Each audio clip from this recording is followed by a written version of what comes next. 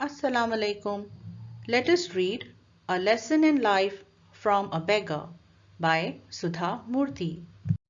Meena is a good friend of mine. She is an LIC officer earning a good salary. But there was always something strange about her. She was forever unhappy. Whenever I met her, I would start to feel depressed. It was as though her gloom and cynicism had a way of spreading to others. She never had anything positive to say on any subject or about any person. For instance, I might say to her, Meena, did you know Rakesh has come first in his school? Meena's immediate response would be to belittle the achievement.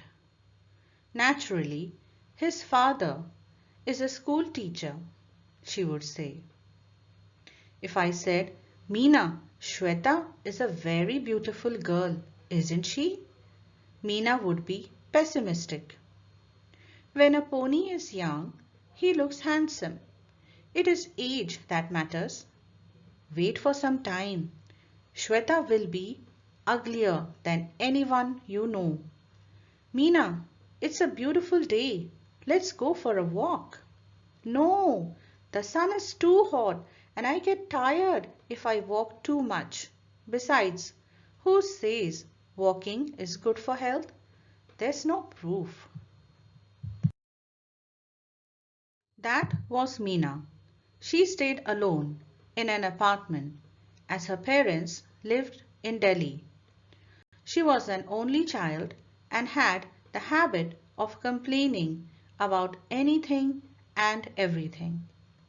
Naturally, she wasn't a very pleasant company and nobody wanted to visit her. Then one day, Meena was transferred to Bombay and soon we all forgot about her. Many years later, I found myself caught in the rain at Bombay's Flora Fountain. It was pouring and I didn't have an umbrella. I was standing near Akbar Ali's, a popular department store, waiting for the rain to subside. Suddenly, I spotted Meena. My first reaction was to run, even in that pouring rain. I was anxious to avoid being seen by her, having to listen to her never-ending complaints. However, I couldn't escape. She had already seen me and caught hold of my hand warmly. What's more, she was very cheerful.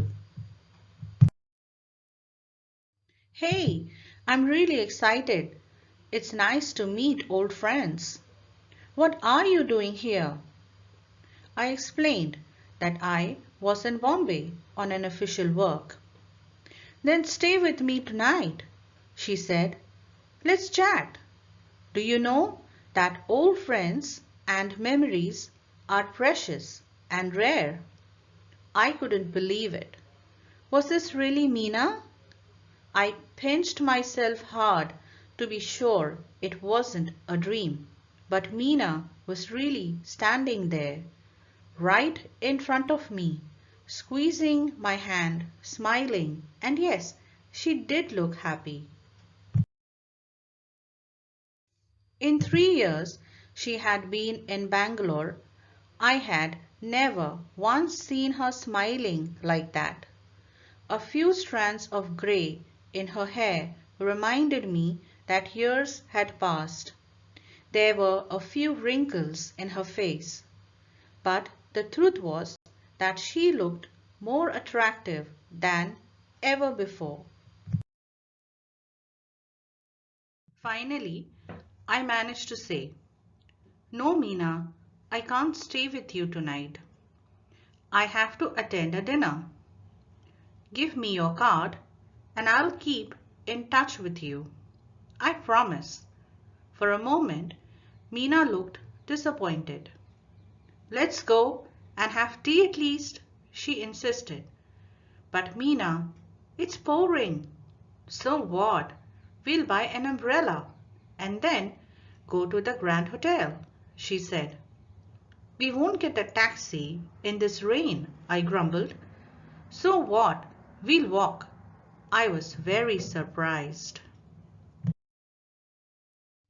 This wasn't the same Meena I had known. Today, she seemed ready to make any number of adjustments. We reached the Grand Hotel drenched. By then, the only thought in my mind was to find out who or what had brought about such a change in the pessimistic Meena I had known. I was quite curious. Tell me, Meena, is there a Prince Charming who has managed to change you so? Meena was surprised by my question. No, there isn't anyone like that, she said. Then, what's the secret of your energy? I asked, like Tendulkar does in the advertisement. She smiled. A beggar changed my life.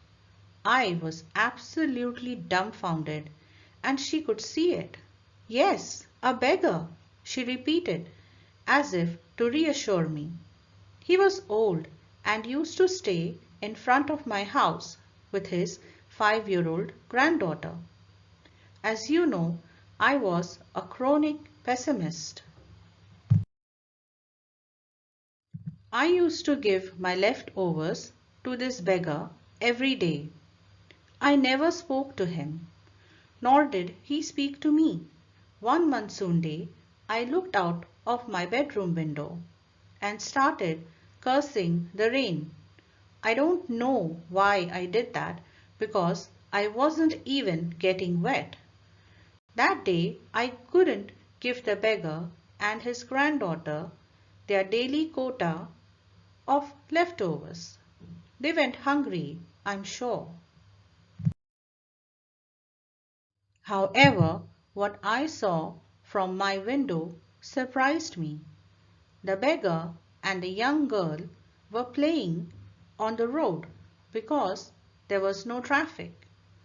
They were laughing, clapping, and screaming joyously as if they were in paradise. Hunger and rain did not matter. They were totally drenched and totally happy. I envied their zest for life. That scene forced me to look at my own life. I realized I had so many comforts, none of which they had, but they had the most important of all assets, one which I lacked. They knew how to be happy with life as it was. I felt ashamed of myself. I even started to make a list of what I had and what I did not have. I found I had more to be grateful for than most people could imagine. That day, I decided to change my attitude towards life, using the beggar as my role model. After a long pause, I asked Meena how long it had taken her to change. Once this realization dawned, she said, it took me almost 2 years to put the change into effect. Now nothing matters. I am always happy. I find happiness in every small thing, in every situation, and in every person. Did you give any Guru Dakshina to your Guru? I asked. No, unfortunately, by the time I understood things, he was dead.